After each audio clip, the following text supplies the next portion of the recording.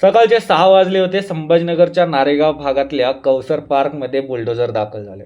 मोठ्या प्रमाणावर लोक जमले. या लोकांनी बुलडोझर घेऊन आलेल्या अधिकाऱ्यांवर अक्षरशः फुलांचा वर्षाव केला आणि पुढच्या काही मिनिटातच एमआयएमचे नगरसेवक मतीन पटेल यांचं घर पाडण्यात आलं. मतीन पटेल यांच्या राहत्या घरावर, त्यांच्या ऑफिसवर आणि ज्या घरात त्यांनी निदा खानला आश्रय दिला त्या घरावर सुद्धा बुलडोझर चालवण्यात आला. यावेळी मतीन पटेल यांच्या कुटुंबियांनी कारवाईसाठी आलेल्या अधिकाऱ्यांना हार घातले आणि भारतीय संविधान सुद्धा दिलं. पण ही कारवाई झाल्यानंतर एमआयएमचे नेते आणि माजी खासदार इम्तियाज जलील यांनी हे सगळं एका राजकीय सूडबुद्धीने केलं जात असल्याचा आरोप केलाय. तर मंत्री नितेश राणे यांनी जिहाद केला तर तुमच्या घरावर, तुमच्या प्रॉपर्टीवर आम्ही बुलडोझर चालवणारच असं म्हणत या कारवाईचं समर्थन केलं. पण ही कारवाई नेमकी का करण्यात आली? मतीन पटेल प्रशासनाच्या रडारवर का आले आणि यामागे राजकारण असल्याचा आरोप का होत आहे, पाहूयात या व्हिडिओच्या माध्यमातून. नमस्कार, तुम्ही पाहताय मराठी विषय. नाशिकच्या TCS मध्ये अत्याचार, विनयभंग, धार्मिक भावना दुखावणे आणि धर्मांतराचे प्रयत्न झाले अशी तक्रार एका पीडितेने दिली होती. त्यानंतर समोर आलेलं प्रकरण देशभरात खूप गाजलं. पोलिसांनी एकूण 7 संशयित आरोपींना अटक केली. पण फरार असलेली निदा खान 40 पेक्षा जास्त दिवस झाले तरी पोलिसांना काही सापडत नव्हते. राष्ट्रीय महिला आयोगाच्या तथ्यशोध समितीच्या अहवालात नमूद करण्यात आल्यानुसार निदा खान टार्गेट करण्यात आलेल्या पीडितांना धार्मिक शिकवण द्यायची, इस्लाम धर्म श्रेष्ठ आहे असं म्हणत त्यांच्यावर दबाव टाकायची. फरार असलेली निदा खान पोलिसांना सापडली छत्रपती संभाजीनगरमध्ये. एमआयएमचे नगरसेवक मतीन पटेल यांनी तिला आश्रय दिल्याचा संशय पोलिसांनी आला होता. त्यानंतर नाशिक पोलीस आणि संभाजीनगर पोलिसांच्या गुन्हे शाखेने एकत्रितपणे कारवाई केली. गुन्हे शाखा युनिट 1चे पोलीस उपनिरीक्षक चेतन श्रीवंत आणि त्यांच्या टीमने सलग 3 दिवस नारेगाव परिसरात साध्या वेशामध्ये वास्तव्य केलं. मग मतीन पटेल यांच्या सुरक्षेचा आढावा घ्यायचा आहे असं म्हणत चौकशीसाठी त्यांना बोलावण्यात आलं आणि निदा खान नारेगावमध्येच राहत असल्यावर त्यांनी शिक्कामोर्तब केलं. त्यानंतर पोलिसांनी निदा खानला ताब्यात घेतलं. ती आपली आई, वडील, भाऊ आणि मावशी यांच्यासह ज्या घरात राहत होती ते घर मतीन पटेल यांच्या मालकीचं होतं. मतीन पटेल यांचा ड्रायव्हर निदा खान आणि तिच्या कुटुंबाला चिकन आणि इतर आवश्यक वस्तू आणून द्यायचा. त्या कुटुंबाचा मदतनीस म्हणून तो काम करत होता. निदा खानला अटक झाल्यानंतर नाशिक पोलिसांनी मतीन पटेल यांना सहआरोपी केला आहे. त्यानंतर या प्रकरणाचा तपास सुरू केला. छत्रपती संभाजीनगर महानगरपालिका प्रशासनाने मतीन पटेल यांच्या मालमत्तांची तपासणी केली. तेव्हा त्यांचं राहतं घर, त्यांचं ऑफिस आणि जिथे निदा खान राहत होती ते घर यांचं बांधकाम विनापरवानगी आणि अनधिकृत असल्याचं समोर आलं.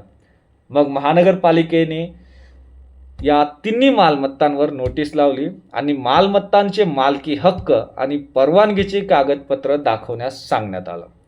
त्यासाठी त्यांना मंगळवारपर्यंत रात्रीची मुदत देण्यात आली.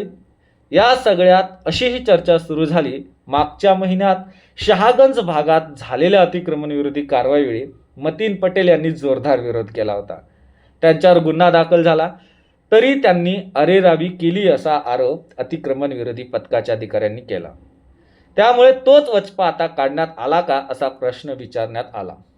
पण मंगळवारी रात्री नोटीसला उत्तर देण्याची मुदत संपली आणि बुधवारी सकाळी बुलडोझर कारवाई सुरू करण्यात आली. या कारवाईवेळी काय झालं तर निदा खानला ज्या घरात आश्रय दिला होता त्या घराजवळ जेव्हा प्रशासनाचे बुलडोझर पोहोचले तेव्हा तिथे बरीच गर्दी जमली. या कारवाईवेळी कोणताही अनुचित प्रकार घडू नये म्हणून पोलिसांनी मोठा बंदोबस्तही करण्यात आला होता. 1 DCP, 2 SP, 11 PI, 15 PSI, 8 महिला पोलीस अधिकारी तर 120 पुरुष कर्मचारी, 6 महिला कर्मचारी आणि तब्बल 100 मनपा कर्मचारी उपस्थित होते.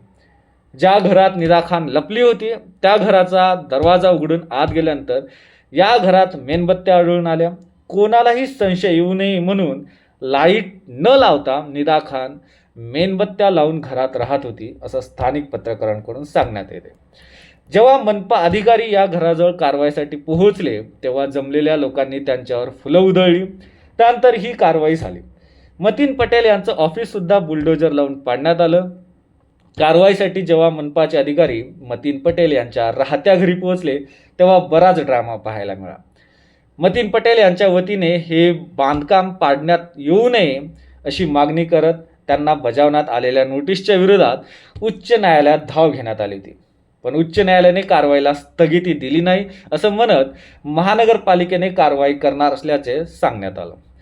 त्यानंतर मतीन पटेल यांचे कुटुंबीय आणि कार्यकर्त्यांनी त्यांचं घर रिकामे केलं. जेव्हा अधिकारी कारवाईसाठी आले तेव्हा पटेल कुटुंबीय घराच्या बाहेर आले.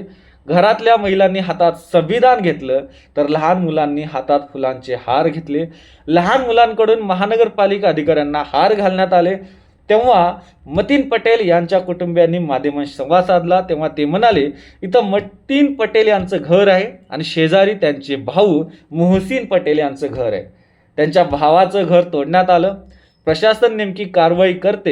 कोर्टाने 24 तासांची मुदत दिली होती. मग 24 तास पूर्ण झाले होते का? आणि हा काही एवढा मोठा गुन्हा नाही आहे की घरातल्यांना बेघर करावं, असा दावा पटेल यांच्या कुटुंबियांनी केला. पण आलेल्या अधिकाऱ्यांवर फुलं उधळणं, त्यांचं स्वागत करणं याची बरीच चर्चा झाली. या पाडकामावरून आज छत्रपती संभाजीनगरमध्ये राजकारणाला सुद्धा सुरुवात झाली. हे पाडकाम होईल याचा अंदाज आल्यानंतर पाडकाम होण्याआधीच इम्तियाज जलील यांनी घटनास्थळी भेट दिली आणि पटेल कुटुंबीय, स्थानिक नागरिक यांच्याशी संवाद साधला. त्यावेळी जलील म्हणाली की मी नेहमी इथं आनंदाचं वातावरण असताना आलेलो आहे, पण आज मी अशा वेळेला आलोय की जिथे सरकार एका बाजूला आणि आपण एका बाजूला आहोत. सोशल मीडिया आणि टीव्हीवर काय चाललंय ते आपण पाहिले. मला एक प्रश्न आहे, आमच्यासाठी कायदा वेगळा आणि इतरांसाठी कायदा वेगळा आहे. भाजपच्या निवडून आलेल्या नगरसेवकांच्या बेकायदेशीर बांधकामाचे इतके पुरावे आहेत, पण त्यांच्यावर कोणतीही कारवाई होत नाही. हे येण्याआधीच मी वकिलांशी बोललो आहे. आम्ही तन, मन आणि धनाने मतीन पटेल यांच्या बरोबर आहोत. या घराला काही किंमत नाही. असे 50-60 घरं आपण बांधू शकतो. जर मतींचं घर कोसळलं तर मी तुम्हाला शब्द देऊन जातो की पूर्ण हिंदुस्थान पाहिला की ज्या पद्धतीने हे घर पाडलं गेलं त्यापेक्षा आलिशान घर आम्ही बांधू, हे आम्ही करून दाखवू, असं जलील म्हणाले. तर पाडकाम झाल्यानंतर जलील यांनी माध्यमांशी संवाद साधला. तेव्हा त्यांनी हा मतीन पटेल आणि त्याच्या आडून मला टार्गेट करायचा प्रयत्न आहे, कारण आम्ही लढतोय असं म्हणत काही प्रश्न उपस्थित केले. जलील म्हणाले की या शहरात केवळ एकच घर आहे का जे अवैध आहे, बेकायदेशीर आहे? जर ते बेकायदेशीर असेल तर त्याबद्दल दुमत नाही, पण तुमची राजकीय भाकरी भाजण्यासाठी कारवाई करण्यात येत आहे त्याचा आम्हाला निषेध आहे. सुप्रीम कोर्टाच्या निवाड्याप्रमाणे मतीन पटेल यांच्या वकिलांनी हायकोर्टाकडे 15 दिवसांची मुदत मागितली होती. कोणतेही घर पाडण्याआधी 15 दिवसांची नोटीस द्या, असं सुप्रीम कोर्टाची ऑर्डर आहे. खुलासा आल्यानंतर जी कारवाई करायची ती करा, पण महापालिका आणि सरकारी वकिलांना हे मान्य नव्हतं. सुनावणी होऊन 24 तासही उलटले नाहीत. काय इतकी घाई होती घर पाडण्याची? पहाटे 4-5 वाजता पोलीस अधिकारी यांना नारेगावमध्ये बोलावण्यात आलं. सकाळी 6 वाजता एक घर पाडण्याची प्रक्रिया सुरू करण्यात आली. ही काही राष्ट्रीय सुरक्षेचा विषय होता का? हे घर राष्ट्रासाठी धोकादायक होतं का? असाही सवाल त्यांनी यावेळी जाहीर केला. त्यानंतर जलील यांनी संभाजीनगरचे पालकमंत्री संजय शिरसाट यांच्यावर सुद्धा निशाणा साधला. शिरसाट यांनी जलील आणि निदा खान नातेवाईक असल्याचा आरोप केला होता. त्यावरून जलील म्हणाले, मंत्री संजय शिरसाट आणि भोंदू अशोक खरात नातेवाईक आहेत असं मी म्हणालो तर ते मला सिद्ध करून दाखवावं लागेल. संजय शिरसाट काही न्यायालय आहे का? मी त्यांच्या आरोपांना काडी मात्र महत्त्व देत नाही. त्यांनी सिद्ध करावं की निदा खान माझे नातेवाईक आहे, नाहीतर त्यांना मी कोर्टात खेचणार. असंही चोर भांडे लोक माझ्या शहराचे पालकमंत्री असतील तर त्यांची इज्जत करणार नाही, असंही जलील म्हणाले. या प्रकरणावरून मंत्री नितेश राणे आणि संजय शिरसाट यांनी चांगलंच इम्तियाज जलील आणि मतीन पटेल यांना फैरावर घेतला आहे. संजय शिरसाट आणि मंत्री नितेश राणे यांनी नाशिक प्रकरणाचे मास्टरमाइंड जलील आहेत. त्यांची जागा बाहेर नाही, जेलमध्येच आहे. जर कोणी जिहाद पसरण्याचा प्रयत्न केला तर देवाभाऊंचा बुलडोझर चालवल्याशिवाय राहणार नाही, असं म्हणत जलील यांना टार्गेट केलं आहे. धन्यवाद.